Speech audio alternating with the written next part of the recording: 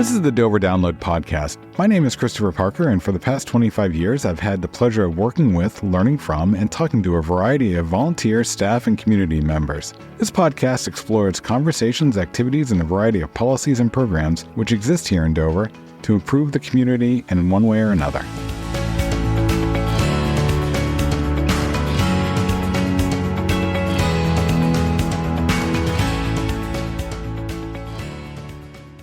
Another month has come and gone here in the city of Dover, and our boards and commissions have been active. And today we're going to hear from Brian and Aaron from Media Services and Planning to tell us what happened with the land use boards, the city council, and whatever other boards we feel like throwing in there for good measure. Welcome. Thank you. Thank you, Chris. Brian, why don't you go first? Tell us what happened on the city council agenda this month. The agendas were relatively light this month. There was some budgetary stuff. We're getting towards the end of the fiscal year. So there's some resolutions allowing the city manager to move funds from one to another just to sort of balance things out, but no new appropriations. One significant move was moving $824,000 from the general fund to cover a shortfall expense in the toll and landfill fund due to increased monitoring costs. And that's expected to go again next year as well. The total budget for this year was $1.35 million.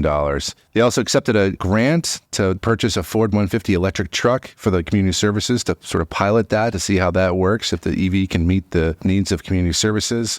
They also added $22,000 for the library renovation project for additional design costs. This brings the total architecture, design, engineering cost to $459,000. The project's looking to be rebid later this year. And that's an interesting project. And at some point soon, I think we'll be having Denise LaFrance, our library director, on to talk about that project. But that architectural funds will hopefully get us those final bid docs that we can then use to go out, as you say, to bid and get a construction management firm on board to actually start construction, hopefully late this year, early next year. The council also granted 3 free hours of parking to those with veteran license plates. That's for the parking garage and the 4th Street lot. Now, the city had already allowed the 3 hours of free parking to those with Purple Heart, Gold Star, and Prisoner of War plates at any meter spot downtown. But this was a new thing brought forth by the Parking Commission. And one thing the city council's been shepherding through for the past few years is the Pudding Hill water treatment plant, which is now fully online.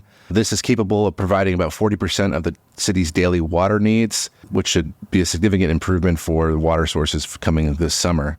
And that's up for city council right now. Well, like you said, it's one of those times after the budget's approved, you kind of like take a deep breath and we'll see some more activity this summer, but appreciate that update. Aaron, can you match that? I'll try. Starting with the Arts Commission, they coordinated on a number of projects this month, like Dover Art Beat, which began in May and matches local artists with local businesses or spaces that serve as mini galleries for the artists to sell and showcase their work. The Arts Commission also worked with the Community Trail Advisory Committee on a few volunteer projects with a local company, Northeast Color. 2 of the projects were on the trail. They did some new turtle wayfinding to connect 2 of the trailheads from the Transportation Center to 4th Street. And they also put up a new trailhead kiosk at Watson Road.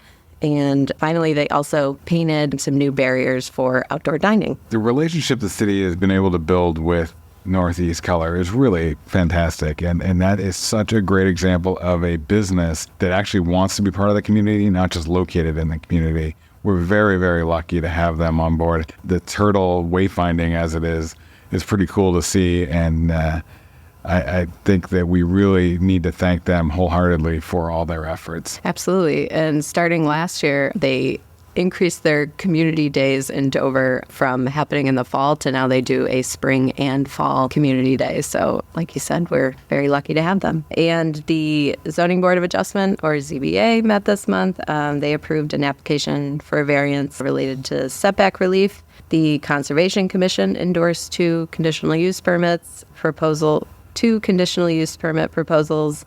The first for a townhouse condo complex proposal off of Fisher Street that would create wetland buffer impact. And the second was for Unitil. That's for a project they're proposing to replace a section of gas pipe and an associated station that would also create wetland impacts, and that would be taking place between the end of Garish Road and Dover Point Road. The Planning Board met twice in May. The board approved a site plan amendment for a previously approved project at 14 Broadway. This project involves a 4-story residential building And the approved amendment was related to increasing the residential units from 24 to 38 total units. And those additional units are partly to address veteran need. Is that what I recall? That's part of the mission of the applicants. Another large piece of the mission is to create housing for adults with developmental disabilities. Great. And this proposal is kind of an innovative approach of integrating different forms of housing in one building. So combining workforce housing, housing for adults with disabilities, an innovative approach to housing. And the board also approved a site plan for Verizon, who presented a proposal to construct a telecommunications facility at 180 Tolan. Verizon had previously identified some deficiencies, service deficiencies in Dover, so they chose this project and location to address those deficiencies. One item was tabled until a future planning board meeting.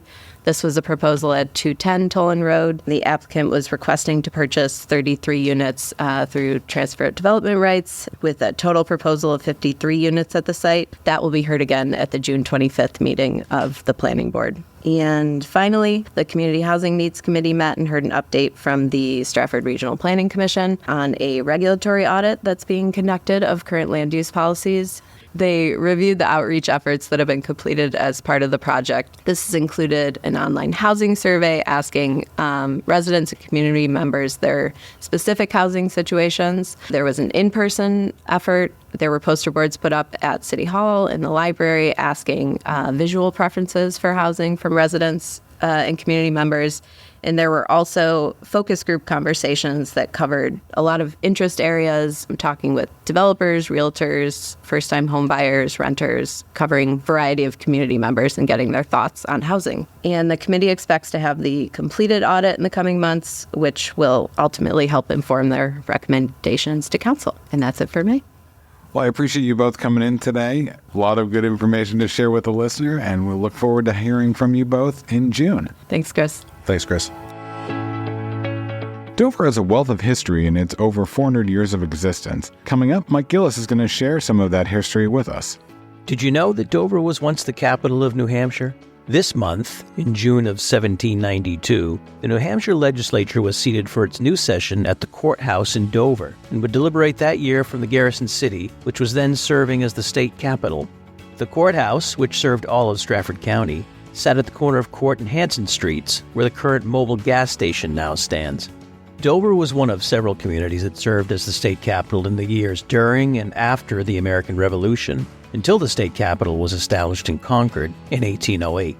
Although Dover was state capital for that year only, the courthouse would still see its share of important business and legal matters. Through its doors passed many of the area's most notable figures and attorneys, including Daniel Webster, who would travel to the courthouse on horseback from Portsmouth, crossing the bridge over the Piscataqua River in Newington.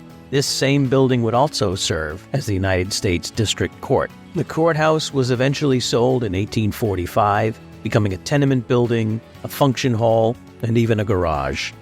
That's it for this week in Dover history. Stay tuned for more history in the next episode of the Dover Download podcast and by subscribing to the Dover Download newsletter. Visit www.dover.nh.gov for more information. Thanks for listening to the Dover Download this week. If you like what you heard, subscribe through your favorite podcast aggregator. And if you have something you want to hear a topic on, let us know. Finally, this is just one of the many ways we share information about the city of Dover. You can subscribe to the Dover Download's email newsletter every week or other newsletters that we have by going to the City of Dover homepage, www.dover.nh.gov. Have a great week.